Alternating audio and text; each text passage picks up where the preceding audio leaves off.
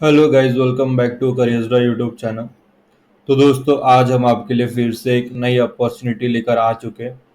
तो आज की जो अपॉर्चुनिटी है वो विप्रो कंपनी के द्वारा है।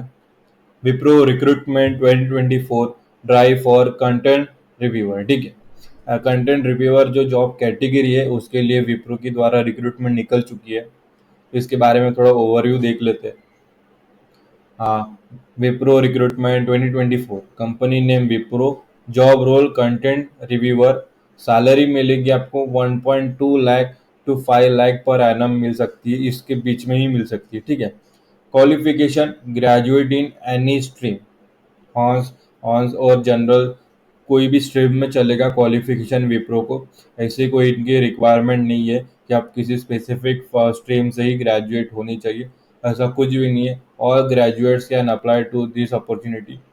Experience freshers and experience both are eligible. Job type full time रहेगा और लोकेशन बैंगलोर। ठीक है। तो इसकी लिंक आपको इस वीडियो के डिस्क्रिप्शन में प्रोवाइड कर दी गई है। जैसे आप उस पर क्लिक करोगे, हमारे सामने ये ऐसा इंटरफेस ओपन हो जाएगा। ठीक है, आपके सामने फिर जॉब समरी आपको पढ़नी है। स्किल रिक्वायर्ड क्या है वो पढ़ना है, और प्राइमरी रिस्पॉन्सिबिलिटीज़ क्या होगा इस जॉब कैटेगरी का वो पढ़ लीजिएगा। और अप्लाई नाउ पर आते ही अप्लाई नाउ पर क्लिक कर देना।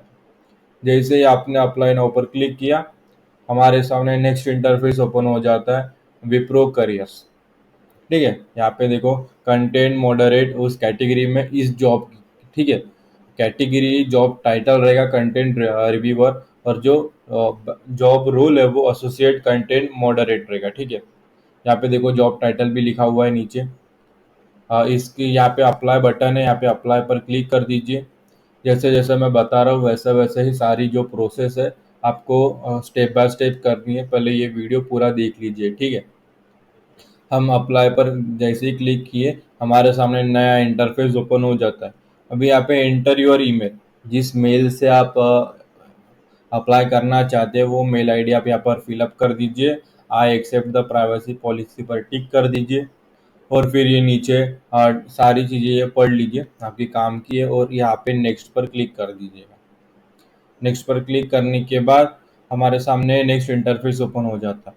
तो दोस्तों, मैं पहले ही बता दूं, इस ईमेल आईडी से हमने पहले अप्लाई किया है, तो हमारा जो अकाउंट है वो क्रिएटेड है इस विप्रो साइट पर।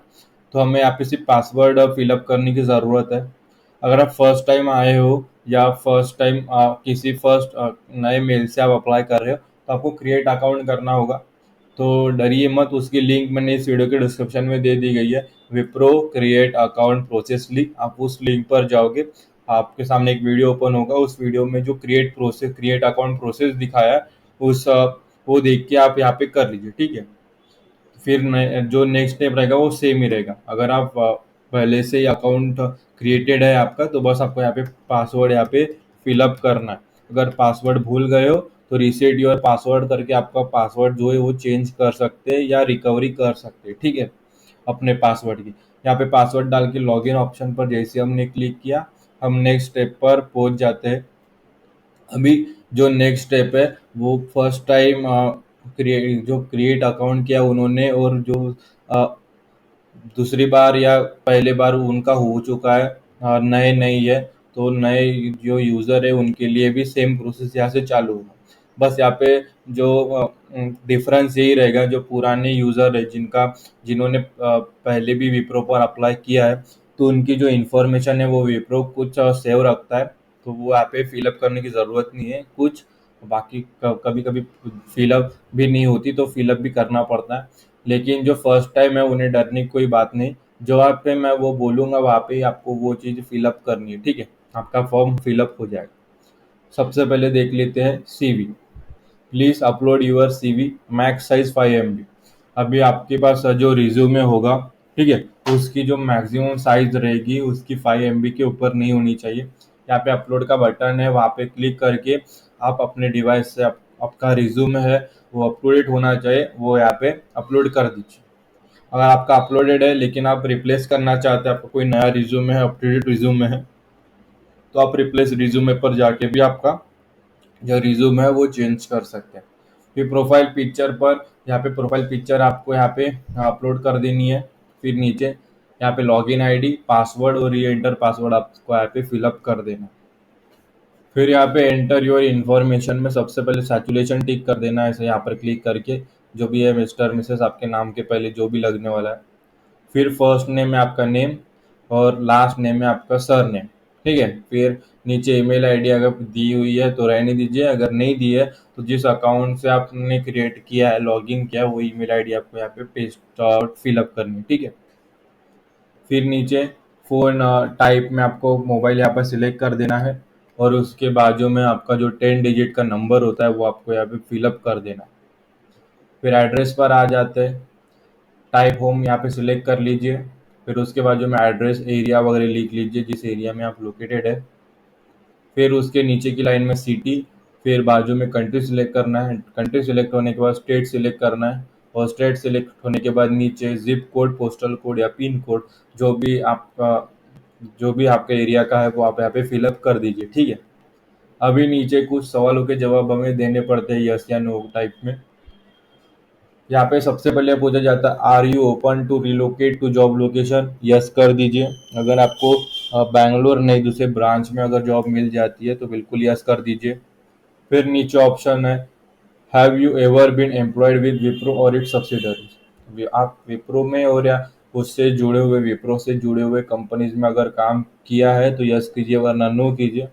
अगर हाँ किया है तो आपको यहाँ पे एम्प्लॉय आईडी प्रोवाइड करनी होगी, ठीक है। अदरवाइज नहीं, यहाँ पे नो सिलेक्ट किया है तो आपको एन स्लैश है, जैसे मैंने यहाँ पे लिखा है एन स्लैश है, वो सिलेक्ट कर लीजिए, ठीक है। यहाँ पे टाइप कर दीजिए।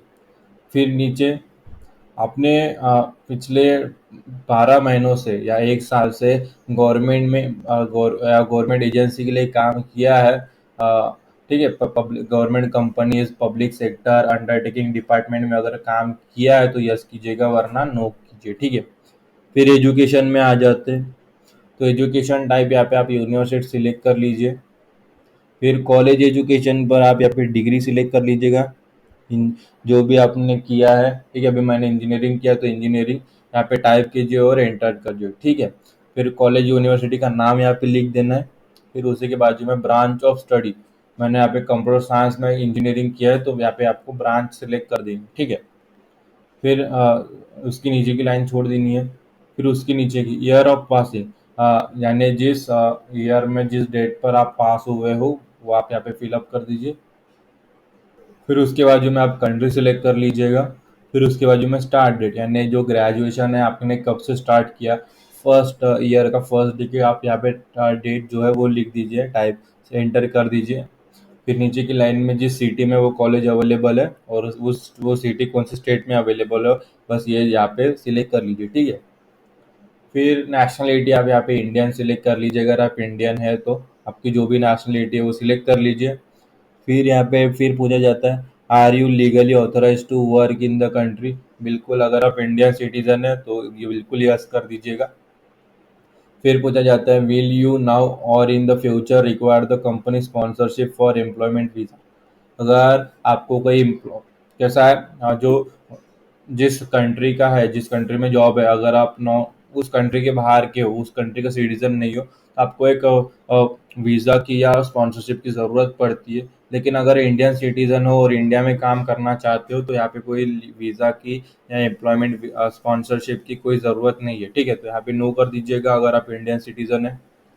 फिर वर्क एक्सपीरियंस पर आ जाते हैं, तो यहाँ पे दोस्तों देखो करंट एम्प्लॉयर, अगर आप फ्रेशर्स है तो मैं फ्रेशर्स के लिए बता देता हूँ। एम्प्लॉयर में आप एनी लिख दीजिए, सिटी पे अपनी सिटी, कंट्री कंट्री लिख दीजिए, स्टेट, और यहाँ पे स्टार्ट टू एंड डेट में आप जिस तारीख को फॉर्म अप्लाई कर रहे हो वो वहाँ पे लिख दीजिए, ठीक है।